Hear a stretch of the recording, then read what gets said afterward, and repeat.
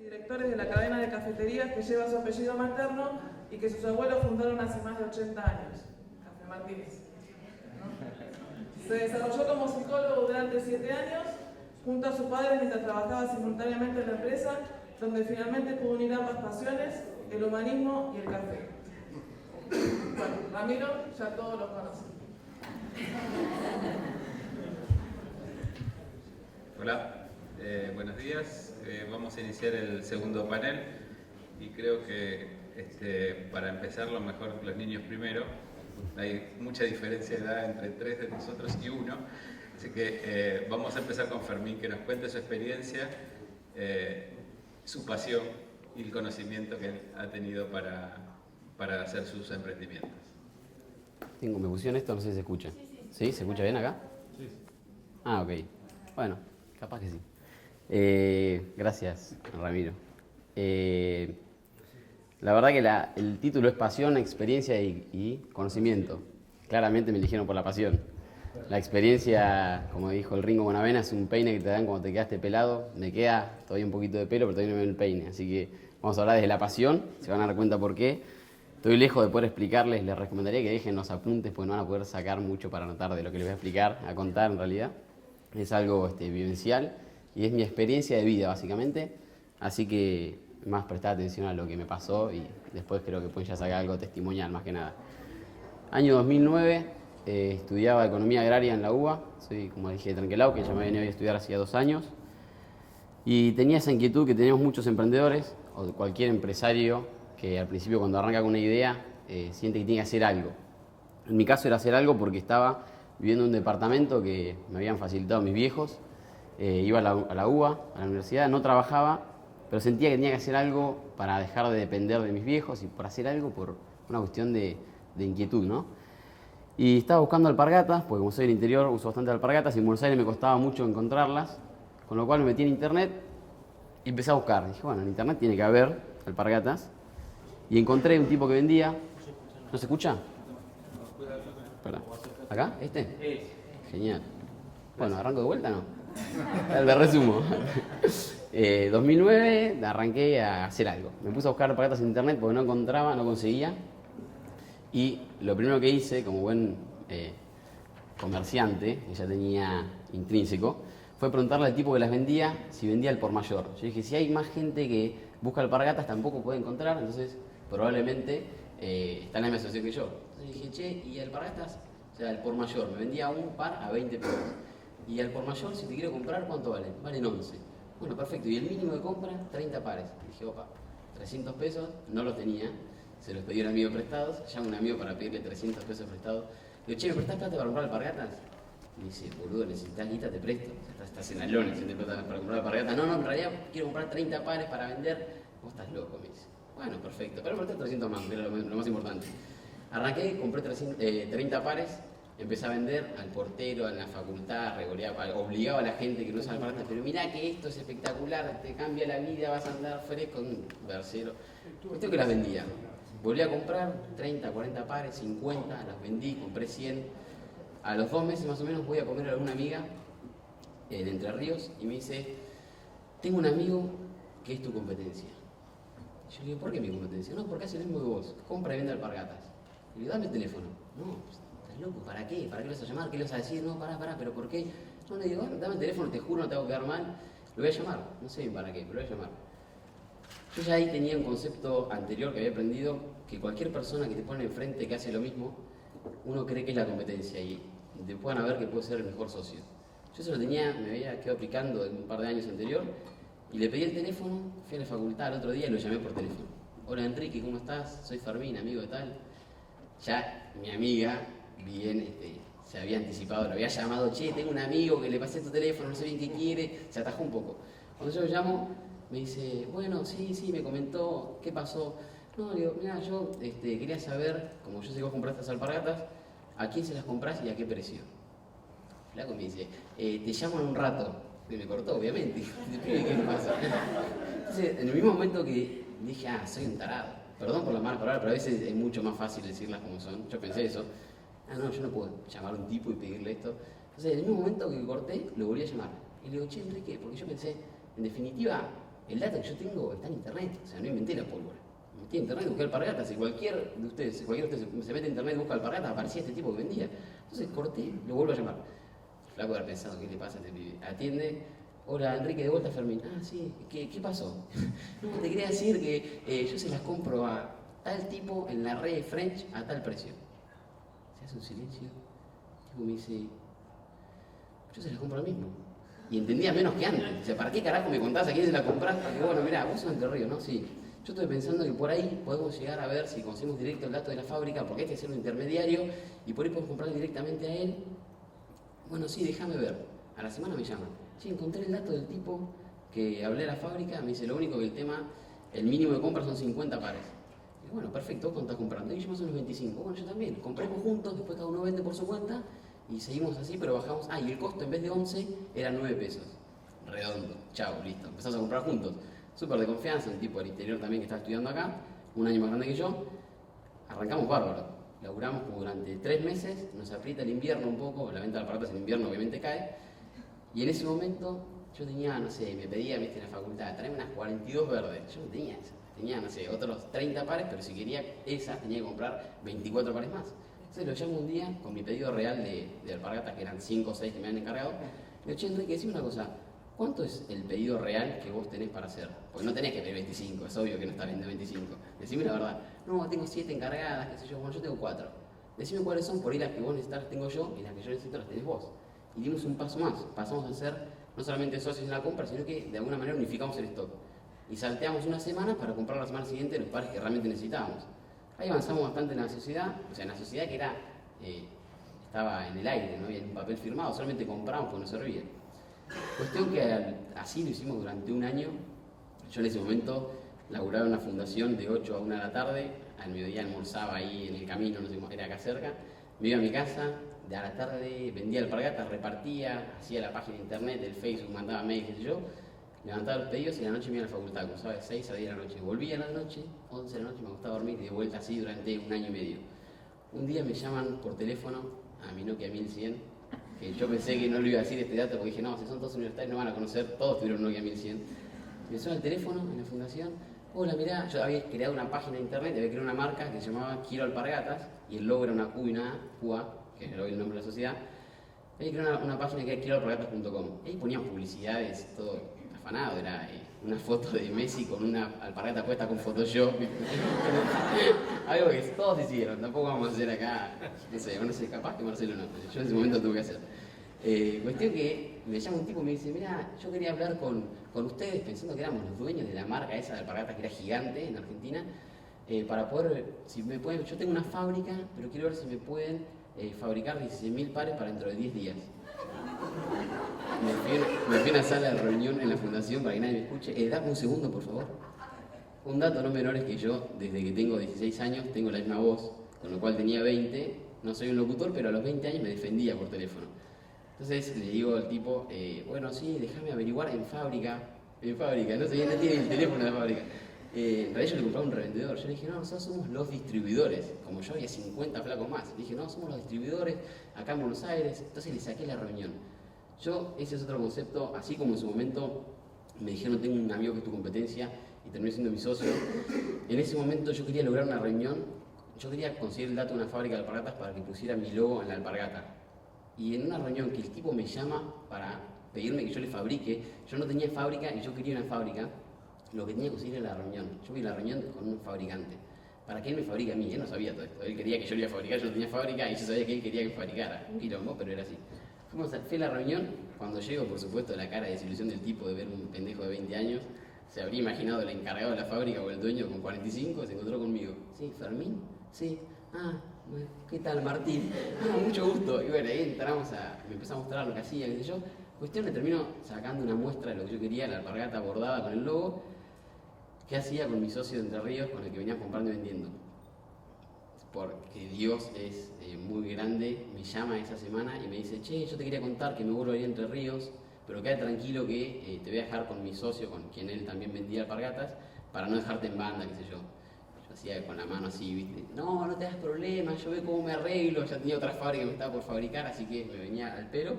Él se vuelve a Entre Ríos y yo empiezo a fabricar con esta gente. Me fabricaban para mí, ¿no?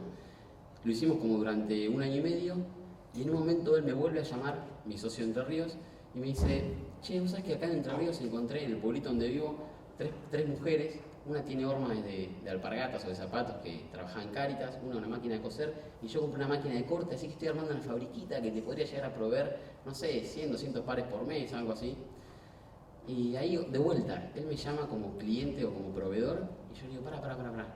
¿Cómo es? No, me armé la fábrica, bueno, ¿y cuánta plata pusiste? Tanto. Bueno, yo pongo la misma cantidad de plata, quiero ser socio tuyo, no quiero ser proveedor ni cliente. Seamos socios, te pongo la misma cantidad de plata, ponemos la fábrica a medias y que esa fábrica me fabrique el 100% para mí. Esta fábrica con la que no tengo ningún compromiso, que ya me trae bastante dolor de cabeza, la sacamos encima y empiezo a lograr con vos. Puse esa plata, pusimos la fábrica a medias en Entre Ríos, con el que en su momento era mi competencia, socios de vuelta, pero dueño de fábrica. Fabricamos durante 2 años y medio ahí. Yo en Buenos Aires me ocupaba de todo lo que era la venta, laburaba, por supuesto, todo esto en un contexto, por ahí ustedes se imaginan una empresa en mi casa, en el living de mi casa, durante 5 años con una diseñadora. Yo me despertaba a la mañana, me iba al living, llegaba la diseñadora, llegaba el de ventas y nos poníamos a laburar ahí. Iba a Retiro a despachar las alpargatas en el auto con una caja y hablaba con el cliente que estaba en Córdoba esperando las alpargatas. Yo haciendo la cola en Chevalier con la caja así. Sí, déjame que te averigüe el remito, ahora los chicos me lo están mandando. Y se escuchaba de fondo, anuncia la partida y te cortaba. Estaba yo en Retiro con la caja. Me tengo que todo eso es como que hay que hacer un poco de circo, sin mentir, porque en definitiva, bueno, te averiguo el remito era una forma de decirlo. Te lo llevaba yo. Todo ese crecimiento me parece que es fundamental, está muy lejos de que, eso para que ustedes vean lo cercano que es, no lo fácil, pero lo cercano que es y que uno puede emprender con muy poco, casi que con chauchas y palitos, y que cuando uno habla de una empresa, una marca, se imagina por ahí una oficina en Puerto Madero gigante, llena de gente, que la verdad es que está en el living de la casa despachando pedidos. Lo mismo pasó con este contexto, termino lo de la fábrica de Entre Ríos, terminamos vendiéndole la mitad de la fábrica a este chico de Entre Ríos, que se quedó con el 100%, y nosotros con esa diferencia nos pusimos una fábrica acá en Buenos Aires, que hoy producimos hace 2 años, es más o menos 5.000 pares por mes, y en el medio de todo eso, que no les fui contando nada de la venta, vendemos hoy en más de 40 ciudades en Argentina, y tenemos nuestra experiencia, porque de acá, aparte de tener un poco de pasión, vendimos durante mucho tiempo, durante estos 5 años, tenemos experiencias en el exterior, muy chicas. Uno cree que exportar, ustedes saben muchísimo de exportación, yo no sé nada, pero sí tenía un paradigma que era muy grande, que era que exportar, cuando uno habla, che, ¿estás exportando las alpargatas? Sí, a 5 países, grosso, no sé, depende cómo lo tomes. Si yo te digo, metí en 3 cajas de FedEx, 50 pares en cada uno y mandé 150 pares a Dubái, che, ¿vendés en Dubái? ¡Qué animal! Te está yendo guita. No, boludo, la verdad que no, 150 pares capaz que le saco menos plata que si les vendo en Córdoba. Pero es como que hay un paradigma para todos los que no somos del palo de la exportación, de que exportar ya te habla de un tipo que habla idioma y no sé, está viajando a, no sé, a qué sé yo. Pero esto es como que de alguna manera baja todas esas barreras, me parece que acerca mucho más a la gente. Hoy vendimos de verdad en varios países, en Nueva Zelanda, en Australia, en Dubái, en Suiza, en España. Empezamos a dar los primeros pasos el año pasado para poder producir en China, porque la realidad es que hoy estamos muy poco competitivos acá en Argentina con el tema de precios. Nosotros pasamos una cotización a cualquier país y nos sacan cagando. O sea, la verdad es que no podemos competir con nadie.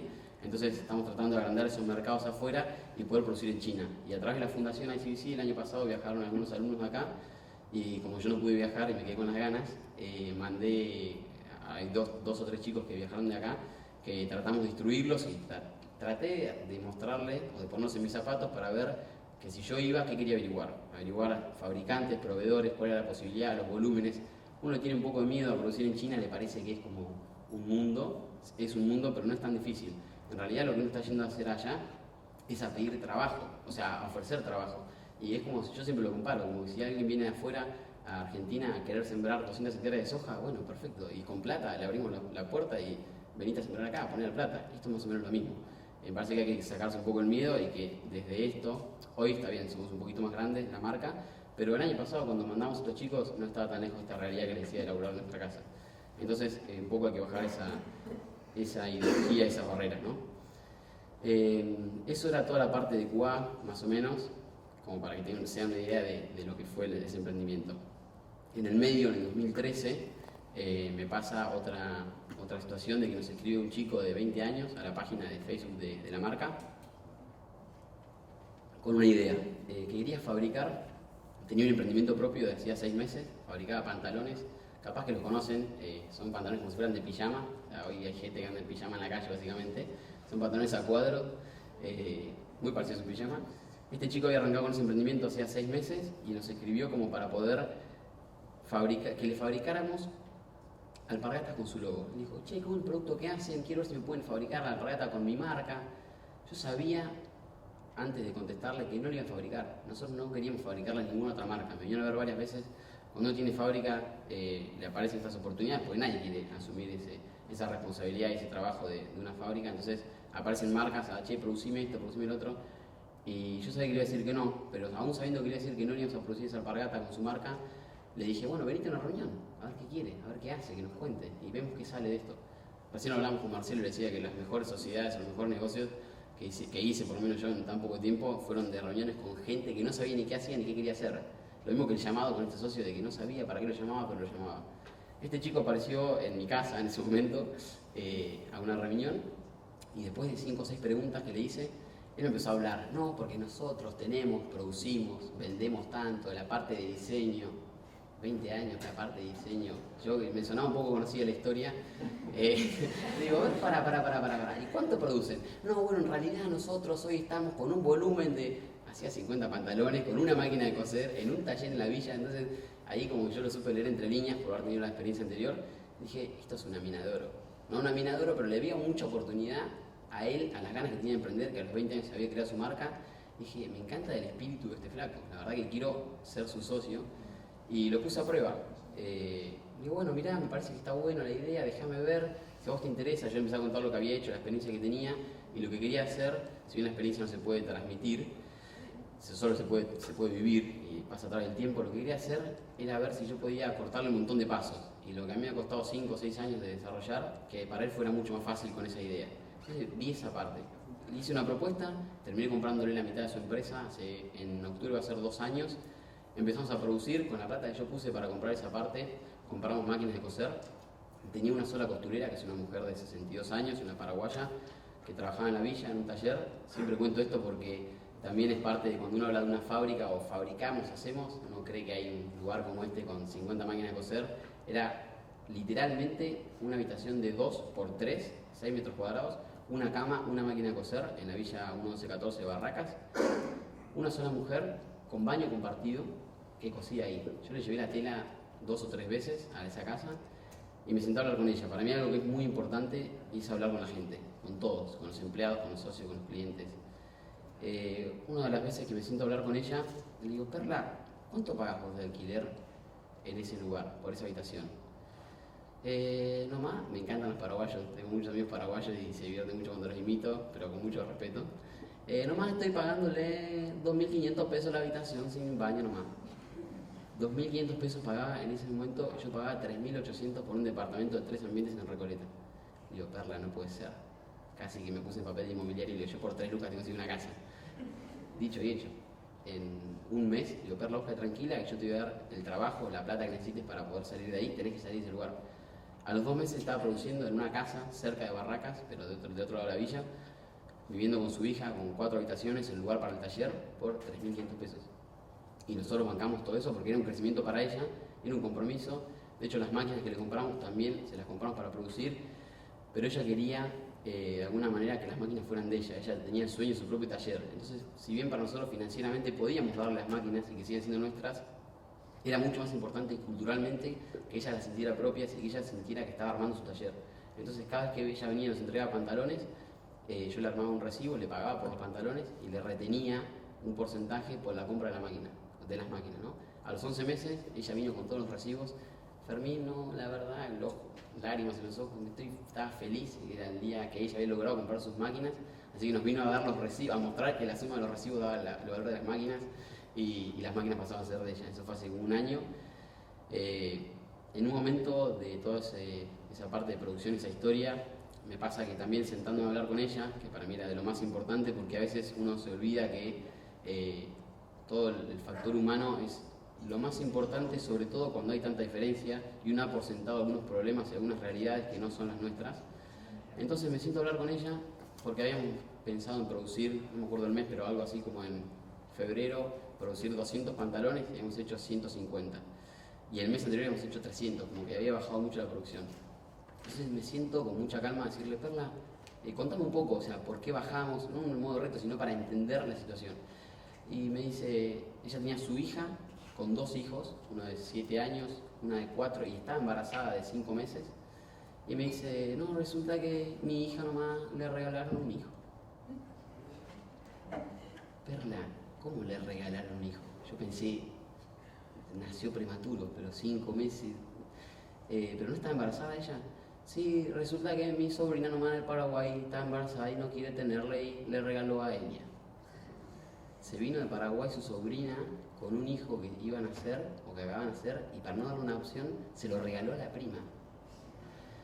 Bueno, Perla, ¿qué carajo le decís? Quédate tranquila, el mes que viene vamos a producir un poco más, decime qué necesitas. O sea, son realidades que uno no se espera y que a veces de esta situación o de hablar con la gente y bajar a esa realidad empieza a entender. Aparte, para tratar de solucionárselo, esta mujer hoy tiene 63 años, está terminando la secundaria, le tramitamos la jubilación, hoy está viviendo en esa casa, armando otro taller aparte de su casa, que no quiere trabajar más en su casa, entonces está armando un taller aparte, está produciendo 8.000 pantalones por mes y maneja más de 26 costureras, y es para nosotros creo que significa el 30% de nuestra producción.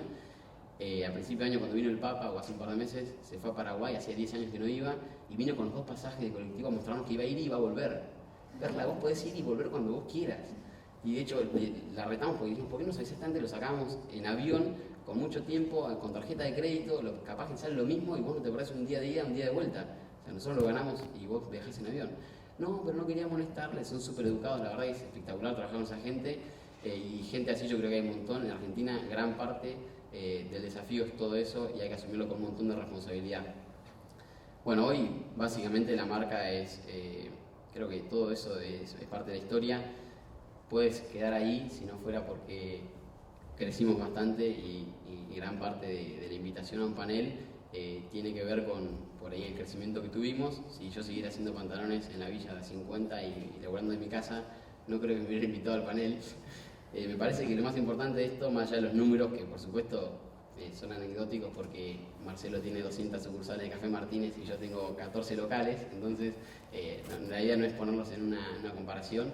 Y como decía antes, lo más importante de la charla por ahí es la pasión, y hay cosas que son fundamentales y yo creo que para que tengan en cuenta, lo que veo en Argentina es un país espectacular para emprender si uno tiene contemplado todas estas situaciones, ¿no? Si uno entiende que no puede arrancar teniendo los empleos 100% en blanco, es una realidad y siempre lo digo, es imposible, como tampoco puede pretender exportar de un día para el otro, tampoco puede pretender poner locales a la calle, ¿no? Hay un montón de cosas que hay que saber, que hay que hacerlas de una forma que son cortoplacistas, que son para arrancar y que después hay que evolucionar, porque un negocio que no es rentable en blanco no es rentable a largo plazo, y un país que no es competitivo para exportar no es competitivo nunca. Si no es competitivo hoy y no se cambian las políticas, no vamos a ser competitivos nunca.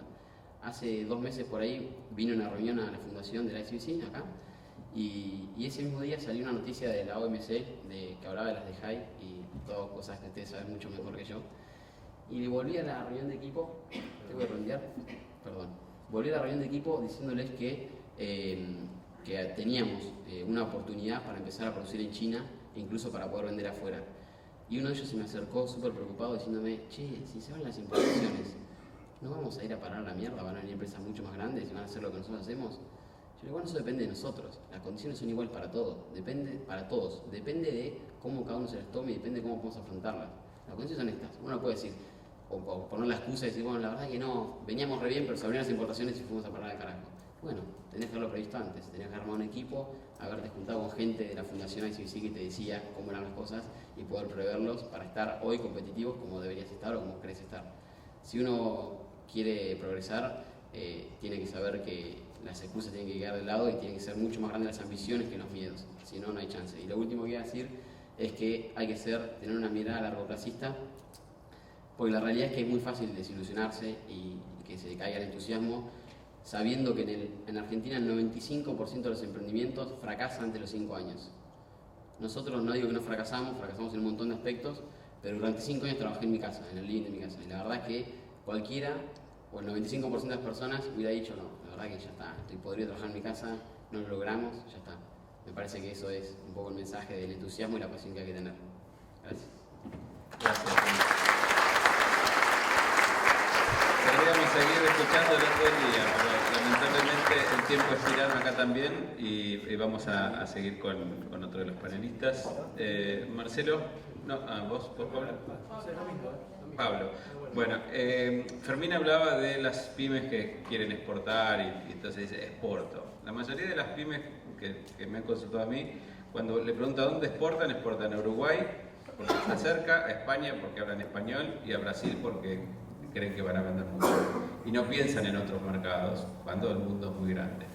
En el cine pasa un poco lo mismo, las coproducciones en general son con España por una cuestión de idioma y de financiamiento, aunque hay coproducciones no tradicionales, que para eso lo tenemos a Pablo aquí, ¿no? Su trilogía Equinoccio, Unicornio y Afroditas fueron todas coproducciones con países de África y de India, y él estuvo en el viaje de Angola que se hizo en el 2012 con la presidenta, y a partir de ahí nació su última película y toda la experiencia que él nos va a contar ahora. Bueno, uso este micrófono, ¿no? Bueno, ahora vemos. Bueno, buenos días y muchas gracias por estar acá presente. Yo ahora en unos minutos voy a mostrar unas imágenes que pueden graficar un poco qué es durante un rodaje justamente de la última película que hice, donde hubo una unión, de alguna manera, industrial y cultural entre Argentina, Angola y Etiopía. Si quieren después mandar las imágenes sin audio, por favor, así, porque el DVD tiene audio y es de lo que dice el making of, ¿no es cierto?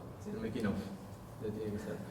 Y así, mientras por ahí es muy aburrido lo que digo, pueden mirar un poco las imágenes, se pueden entretener un poco. Bueno. Mi nombre es Pablo César y soy director de cine. Desde muy chico empecé a hacer cine. Sí, ese es el making of.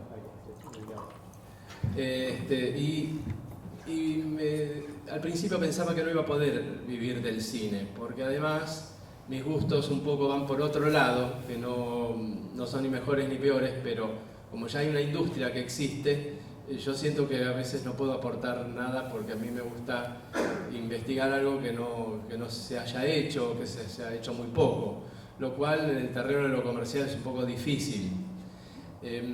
Pero hay países como Argentina y otros que tienen políticas de subsidios a las cinematografías o a las industrias culturales o audiovisuales, y en ese sentido ayuda a que esa producción exista y sea posible. Empecé con muchísimo esfuerzo al principio, porque no era nada fácil en la época de Alfonsín, cuando se otorgaban los créditos para fomento cinematográfico, con un ordenamiento muy complejo porque la industria estaba renaciendo después de 7 años de la dictadura, y entonces el cine, o el cine de autor, el cine industrial, o no industrial, el cine de autor, tenía poca chance de existir. Pero con el tiempo fue evolucionando todo esto. Al día de hoy la Argentina está produciendo más de 200 largometrajes por año. Es cierto que no son exitosos todos, y también cuando hablamos de éxito no sé a qué se refiere. Si el éxito es solamente comercial, ustedes estudian comercio exterior, el comercio lógicamente determina un éxito. Si entra dinero es éxito y si no entra dinero es fracaso. Hay otros éxitos también que son importantes. Al día de hoy yo con 9 películas no tengo deudas, espirituales no sé, pero por lo menos económicas no tengo deudas, y lo cual no es poco, porque cuando uno produce una película tiene que contratar gente, pasan más de 300, 400 personas por una producción cinematográfica, y eso quiere decir que a veces el balance o el resultado final puede ayudar o no a los productores. En mi caso particular ocurrió que en el año 89 fui invitado para presentar mi primer largometraje a un festival que se hacía en Túnez. Prácticamente fue muy extraño, todo muy bizarro cómo yo llegué a Túnez, porque en esa época no había ni celulares, es decir, estamos hablando de una diferencia de 20 años o 25 años, pero parecía la prehistoria en comparación con lo que soy en materia de comunicación. Entonces yo vivía todavía con mi madre, y la señora que trabajaba en la casa de mi madre me dice: llamaron de un lugar que decía Tunisia, digo, qué raro. Ah, sí, yo mandé una carta, había mandado una carta a un festival en Túnez y ellos habían respondido telefónicamente. Así que no tenía cómo comunicarme porque las comunicaciones telefónicas eran muy malas y descubrí que tenían un telex, así que fui a mandarles un telex, que es una máquina de los que tienen mi edad para arriba, saben lo que es, bueno, con perforaciones, y el telex de allá del festival no funcionaba. Entonces me di cuenta que había una embajada argentina en Túnez y entonces le mandé un telex a la embajada argentina diciéndoles que si podían comunicarse con el festival, porque si eran ellos los que se habían querido comunicar conmigo, yo estaría en tal horario en mi casa, porque habían llamado un horario que no estaba. Y finalmente fue así y me llamaron y me dijeron: lo queremos invitar de jurado para un festival y queremos que presente su película La Sagrada Familia, que es una película un poco, combativa acá cuando se estrenó, porque era una película inconformista, y entonces viajé y quedé muy magnetizado con otras culturas, con otro mundo, con otra gente, con algo que fue para mí un descubrimiento. Además, cosas me sucedieron en el viaje. Había visto en la conexión en un aeropuerto, en una librería en realidad en París, un libro sobre unos poemas de Sadi de Shiraz, un poeta sufi. Y cuando estaba en el festival una persona me dice: ¿pero vos no conocés la poesía sufi? Hay un libro de Sadi de Shiraz, y digo: acabo de verlo en una librería hace poco. Bueno, son detalles y anécdotas que podría contarles muchísimas. La cuestión es que al año siguiente, en uno de los años más difíciles de la economía argentina, que fue en el año 90, que fue cuando se unificó el 1 a 1 o el falso 1, digamos que le sacaron los ceros al billete nuestro, no se conseguía ni uno para hacer cine. En el INCA, IVAS, que es el Instituto Nacional de Cine y Artes Audiovisuales, que es el organismo que otorga subsidios, que no depende del presupuesto nacional, que es un organismo que se retroalimenta con el impuesto de las entradas de cine. Es decir, cuando se producen películas argentinas no se le quita dinero ni a las escuelas ni a los hospitales, sino que cada espectador cuando va al cine, el 10% va para el INCA, de los alquileres también de DVDs, aunque ya eso ya ha desaparecido, pero la ley de cine lo dice, y también un porcentaje de lo que recauda el AFCA de la televisión vaca. Entonces de ahí se hace una rueda muy interesante porque es un dinero que mueve industria, ¿no? A veces se lo ha criticado en algunos diarios diciendo que bueno, se hacen películas que nadie ve o que poca gente ve, pero es un dinero que mueve familias, empresas de servicios, técnicos, artistas de todo tipo. Y bueno, y logré hacer estaba aprendiendo, era para tener perdón,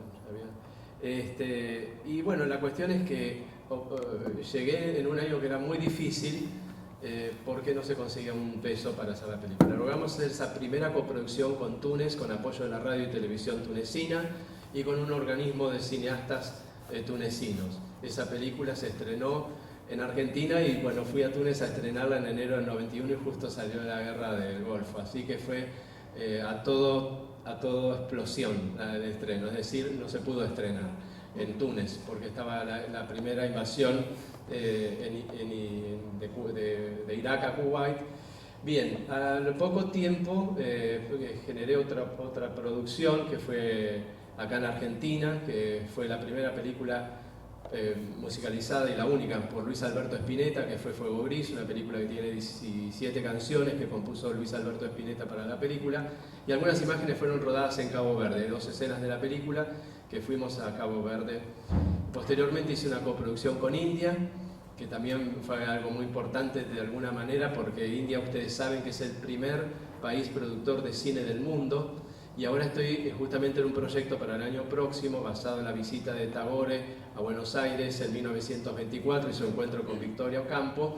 Esa película, que se va a llamar Pensando en él, se va a filmar el año próximo, también va a ser una coproducción con India. India es un mercado muy importante en materia de lo que es el cine, se producen más de 2.500 largometrajes por año y se abastece de la sola industria, y al revés, no existe el subsidio para el cine, por lo tanto es muy difícil conseguir un coproductor para hacer una película, pudiéramos decir una película de carácter internacional, porque India tiene un mercado muy particular. No sé si ustedes habrán visto lo que se llama el Bollywood Cinema, que son películas que, bueno, en medio de una escena algo sucede, supóngase el hombre ha perdido a su mujer y la encuentra desmayada en el pasto y se pone muy feliz y la trata de despertar y atrás aparecen 30 tipos vestidos como él haciendo una coreografía y se pone a cantar para que ella se despierte.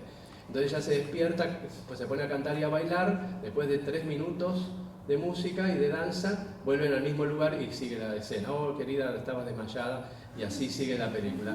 Hay películas de India que tienen hasta 20 canciones, y si no tienen, no hay éxito. Es decir, eso, cine Bollywood es únicamente para India, pero tienen más de 2.500 millones de tickets anuales, lo cual es algo infernal lo que está moviendo India en este momento. Ahora, haces una película como cualquiera de las que vemos aquí, de cine argentino, bueno, salvo que hicieran una coproducción con Pimpinela, por ejemplo, entonces ahí sería un éxito. Claro, siempre yo digo lo mismo y no lo hago yo, pero bueno, alguien la va a hacer. Porque ahí sí podría ser exitoso en India. Entonces es difícil conseguir ahí un coproductor. Luego esa película también fue parte, como vos dijiste, de una trilogía. Un unicornio, el jardín de las frutas fue el título, y para concluir esa trilogía filmé en Malí, en un lugar muy muy difícil que es el país Dogon, dentro de la República de Malí, en el oeste africano, donde además cada filmación requiere de viajes de investigación, de llegar al lugar, de conocer a la gente. Estos viajes, como bueno, acá pueden ver algunas imágenes del making of que hicimos en Angola, de la película que hicimos en Angola, y en Etiopía, te muestran que también hay un marco cultural, industrial,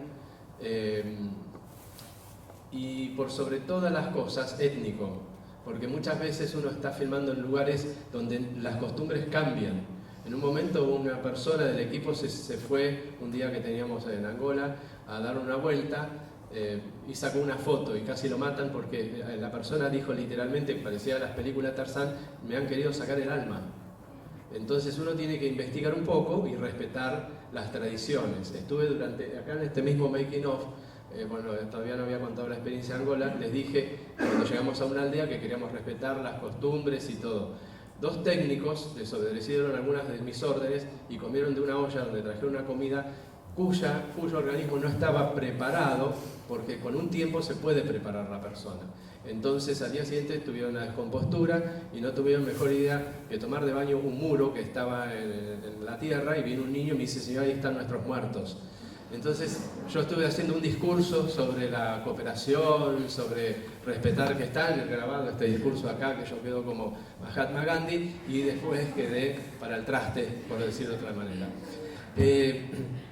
Bueno, cuando hicimos la coproducción con Malí fue un poco difícil porque Malí no tiene, ni sé si tendrá algún día, financiación propia. Entonces cuando uno hace una coproducción, el Inca apoya, pero es importante que haya un aporte económico de ambas partes y un aporte artístico y técnico. Y para mí es importante eso porque también, si nos vamos a conocer entre 2 mundos, respetar las culturas de los lugares, que en la película se hable el idioma del lugar. Por eso digo que este tipo de cine es un cine muy difícil y que está ajeno al cine industrial al que estamos acostumbrados a ver en los shoppings. Y esta es una realidad, más allá, no es una protesta, sino es una realidad. La gente está acostumbrada a ver películas subtituladas y escuchar en inglés, aunque no entienda el inglés. Lo que determina hoy la exhibición de una película en las grandes cadenas, que se puede estrenar 200 copias, sea argentina o extranjera, no es ni la calidad de la película ni el contenido de la misma. Son otras variables. En Estados Unidos el negocio fundamental es cuando un distribuidor va a ver a un exhibidor y le dice, tengo un proyecto para filmar. ¿Y quién es el distribuidor y exhibidor? El distribuidor es porque el productor es el que va a poner el dinero, o el que lo consigue, le fue a decir, tengo un proyecto muy interesante que voy a filmar, ¿vos me lo vas a distribuir? Para hacerlo sencillo el diálogo. Entonces el distribuidor le va a hacer 2 o 3 preguntas claves. La primera pregunta va a ser el elenco. La primera pregunta es el elenco. Entonces, el productor al distribuidor le dice, tengo pensado fulano y tal. En Estados Unidos hay 50 actores y actrices convocantes, en la Argentina tenemos 2 o 3. Franchella, Darín, y ya no se me ocurren muchos más. Suar, Peretti, un poco, ha habido algunas películas que no le fue tan bien. Antes era Pablo Echarri, ahora que está tan politizado, se ha complicado un poco su situación. Actrices convocantes no tenemos en este momento. Llegamos a tener otras épocas, pero no sé, Graciela Borges, ahora no hay actrices convocantes. Convocante es alguien que te hace ir al cine. Dice, hoy voy a ver la película de Darín. No sabe ni de qué se trata, pero va a ver la película. Eso es un actor o actriz convocante. Esto en materia de comercio es muy importante. Por un lado, para algunos les hace bien, a otros no tanto. Y entonces cuando llega el momento, la segunda pregunta es, contame la película. Entonces, bueno, esta película, por ejemplo, Los dioses de agua, es la historia de un antropólogo que cree que la raza humana ha sido producto de ingeniería genética, como cuentan en muchos textos antiguos y en las tablillas de los sumerios, y la cultura Dogón de Malí también se habla de que justamente hay una sospecha de que incluso la imagen de la esvástica es la unión de las dos hebras del ADN, digamos que antes se hacía redondeada, y entonces se unieron dos hebras, uno de seres de otros mundos y otro de este, y se creó al hombre. Bien, si yo le cuento esto a un distribuidor, ya se durmió y ya se fue. Es decir, el distribuidor tiene que decir, no, es una película que el tipo conoce la en 2 minutos, en 2 frases, el tema tiene que enganchar. Esto es fundamental. Y el tercer elemento fundamental es que la película tiene que ser pochoclera. Eso es una realidad, nos guste o no nos guste. El cine gana una parte de la entrada del cine. Cuando la persona paga 100 pesos, 10 pesos acá en Argentina son para el Inca, quedan 90, 45 pesos son para el distribuidor, que es el que le trajo la película al cine, sea extranjera o argentina, y el otro 45% es para el exhibidor, que es la sala cinematográfica. Entonces le quedan 45 pesos de una entrada de 100. Pero cuando venden los pochoclos y todo ese que es aire, es maíz pisigallo con sal o con azúcar, que paga 2 pesos, lo venden 100. Entonces le quedan 98, por decir una exageración. Le queda una gran ganancia. ¿Las películas son pochocleras o no lo son? Una película que te genera acción, suspenso, intriga, esa película hace que la gente esté, ¿no? Entonces, si es una película de un investigador que va a buscar las tradiciones, que hablan en otros idiomas, por eso digo, yo no soy un ejemplo tampoco, él sí lo es, pero bueno, para los proyectos que ustedes tengan, porque esto es ganancia en otro sentido. De todas maneras, acá nadie perdió dinero en esta película, pero ni Angola, ni Etiopía, ni nosotros. Pero es justamente que pasa por otro lado, buscar otras cosas que no son ni mejores ni peores, pero a veces ofrecerle al espectador algo distinto. Lo que pasa es que vivimos en una sociedad que nos agobia tanto a veces la realidad virtual o no, digamos, pero la que vemos y escuchamos, y en definitiva, si cuando te levantás pones la radio y te dice hace un frío polar, hola polar, bueno, salís el portero, uy, no sale abrigado señor, señora, hace un frío tremendo, ¿no? Lo dice en todas partes, vas en el subte y dice frío polar, cuando llegaste a la oficina ya estás congelado de frío. O sea, hace frío pero hace más frío, es decir, esa es la realidad, no es que no hace frío. Entonces, yo una vez me quejé, escribí en uno de esos diarios que te dan posibilidades de entrar en un foro, y les dije, me fijé en la temperatura que hace en la base Marambio, en Antártida, hace menos 20, y ustedes acá hace 5 grados sobre cero. Entonces no es polar. Bueno, por supuesto, las cargadas y críticas que tuvo mi comentario, pero es así. Nosotros vivimos también en un mundo de ilusión, y el cine es un gran mundo de ilusión. Es un mundo de ilusión porque cuando uno entra al cine, se apaga la luz. Es como el mito de la caverna de Sócrates, Platón. Entonces hay una proyección de una ilusión de algo que aparece. Nosotros pagamos para entrar en 1 hora y media o 2 horas de ilusión, y eso es una ilusión muy grande para toda la gente porque se transforma a veces en un entretenimiento. Y ese entretenimiento es decir, bueno, salgo de esto que veo todos los días, que tengo que pagar, que fui a pagar una boleta y encima que la pagué me siguen diciendo que la debo, bueno, todas las cosas que suceden. Entonces la gente se entretiene un poco y esto es algo fabuloso. Bueno, y quedaban unas 2 películas que no mencioné, que es Orillas, que ya no es parte de la trilogía. Orillas trata la temática de los afrodescendientes en la Argentina, un tema muy triste y olvidado. Se filmó una parte en Benín y una parte en la isla Maciel. Esta es una historia que es para otra charla, larga y compleja, pero bueno, nosotros tenemos en toda nuestra cultura y diario convivencia y diálogos, palabras y usos y costumbres que dejaron nuestros ancestros africanos en esta tierra y que han sido negados. La desaparición del hombre africano de la historia argentina ha sido porque lo enviaron a la guerra de la Triple Alianza por la fiebre amarilla y porque no escribieron de ellos en los libros. Entonces la invisibilización de nuestro hermano negro ha sido parte de su desaparición. Santiago del Estero lleva a tener más del 50% de habitantes negros, Buenos Aires más del 40%, y hay un diccionario de africanismos de Néstor Ortiz Oderigo, un gran libro, de todas las palabras y los orígenes de todas las que usamos a diario, de quilombo, el arrorró. La canción del arrorró es muy interesante porque cuenta que la madre negra alimentaba con un pecho a su negrito y con el otro al amito blanco.